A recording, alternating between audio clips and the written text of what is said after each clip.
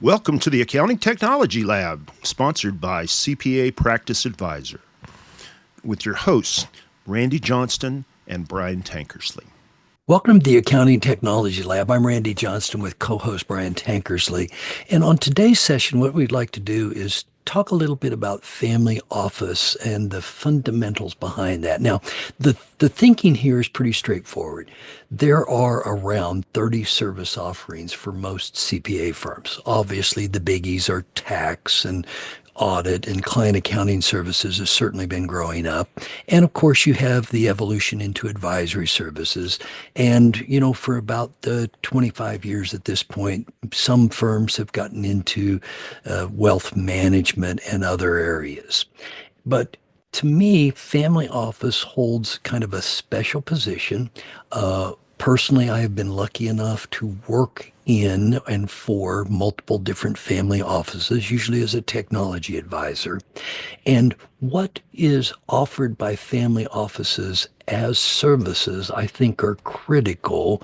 And what I'm trying to make sure is that family office strategies don't just become sales strategy for an RIA or a BD.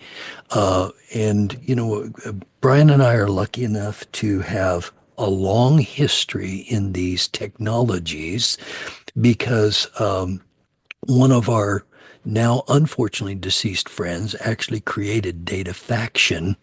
And Murray Austin was just a fine, fine person.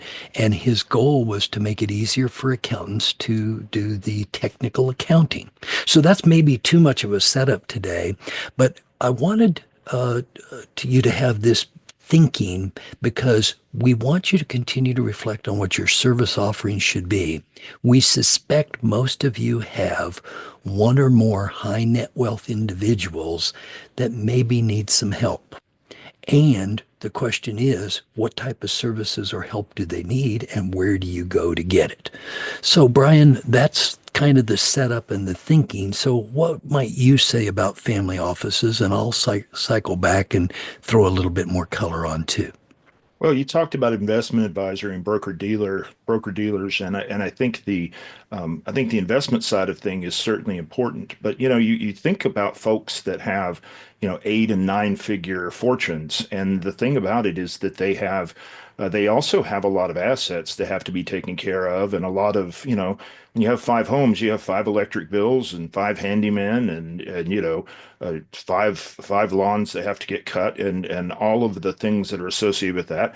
You also have family members that maybe are allowed, that aren't that get out, and they are trying to figure out how to do their life, and how to grow in, and what it means to be a member of this very successful family. And sometimes they feel a lot of pressure, and we have to work with them, and we need to realistically make life easier for these people, so that they can do the thing they did that made them so fabulously wealthy, so they can become even more fabulously wealthy, and they can create multi-generational benefits for their children and grandchildren and great grandchildren, hopefully. Yeah, sorry to interrupt you and talk over the top of you there, Brian, but as you're talking about those types of issues, a lot of times there's too much focus on operational sides. I'm just going to call it the accounting. I started my comment with the, DataFaction, the accounting software that has been purchased by Century National Bank and now morphed into something else. But honestly, my journey on this personally came from a little bit different area because I got to meet Ketley, who did the Ketley Backroom Technician software. Brilliant guy. It was a fun conference and it's like so insightful. And his software led me to create my original trust structures because I modeled it. And then I went to professionals and said, based on my current situation, I think we need to have generation skipping trusts in place. And here's how the structure works. And, I was looked at like I had 3 eyes. And, that was in 1998 when we did that. And, it turns out that there are the transactional accounting, but there's also the legacy planning, the trust work, and actually the trust administration, and so many of those other things that are in play. But as accounting professionals, much of the time it seems like we're focused on the transactional pieces and maybe not so much on the advisory pieces. So when you look at the types of family offices out there, you've got the traditional family office, typically a wealthy individual, a single family's wealth that might have a staff of experts. I've got one of those here in my hometown of Hutchinson. And there's multifamily offices, which are managing the wealth for multiple families, and then just pure old outsourcing as well.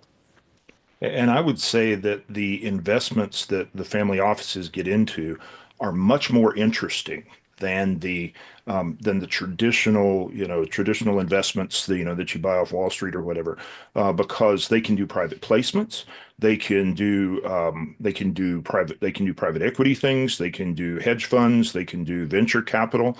One of the more interesting, some of the more interesting things I've seen have been these venture capital moonshots where they, they think there's a 2 in 10 chance that they're going to be successful at this moonshot they're going at.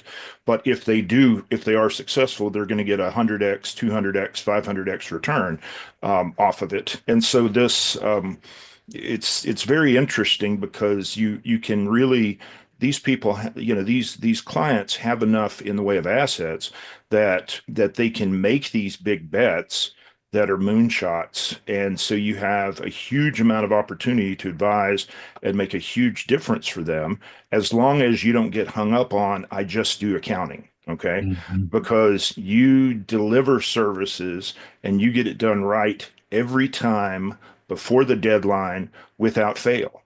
And Mhm. so if you can apply those same skills to the property tax bill for the home in Vale, and you can when somebody has a problem with a leaky faucet, you have one of your admin people or a property manager that you work with that can get that fixed for them. So I want you to understand that it is kind of a stretch, and but there are a lot of interesting investment opportunities that do need accounting help because in many cases they are startups or again acquisitions that have happened, and so there are a lot of interesting opportunities that come up in here, but unfortunately, you may have to deal with some lawn people and some plumbers and some electricians as part of that. But this is a very profitable segment, and people that have this kind of wealth that all the ones I've known have relied on these people heavily to make problems go away for them and to help them navigate the complexities and the challenges that come with this level of success. So, Brian, as you were explaining that, I was reflecting on, and you and I have been in some of these together, where I have worked with CPA firms that have family office offerings, and I have been in family offices directly, helping them with technology.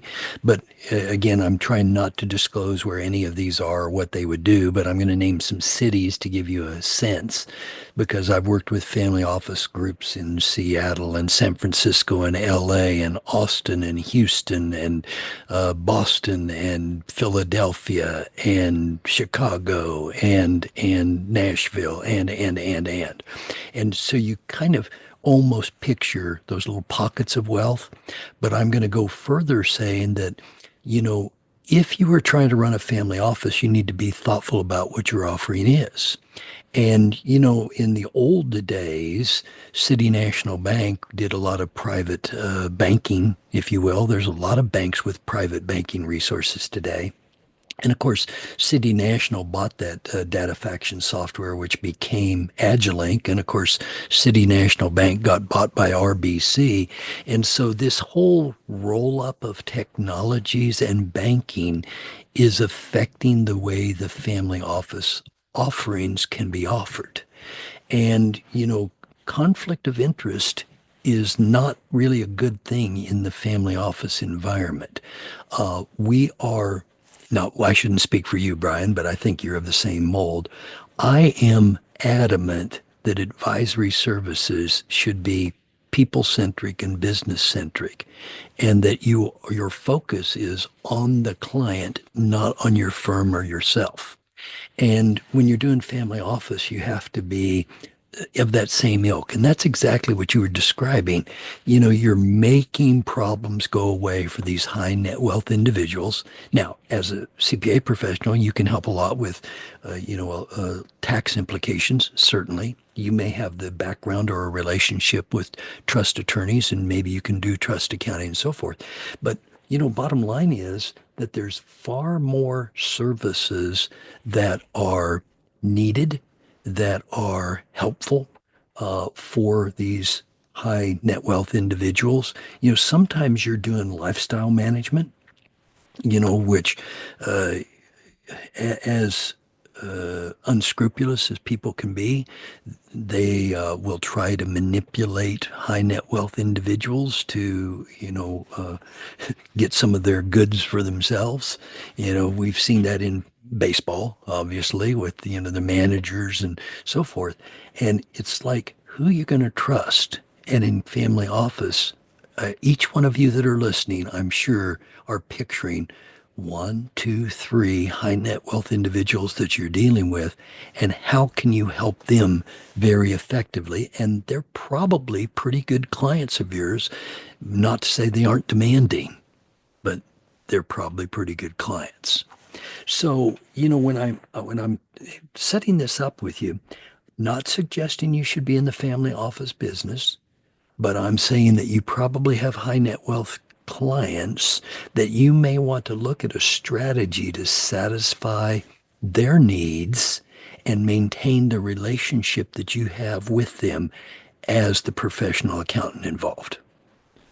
So, Brian, are there other services that we should be mentioning? Again, we're not trying to teach our listeners today how to do family office work.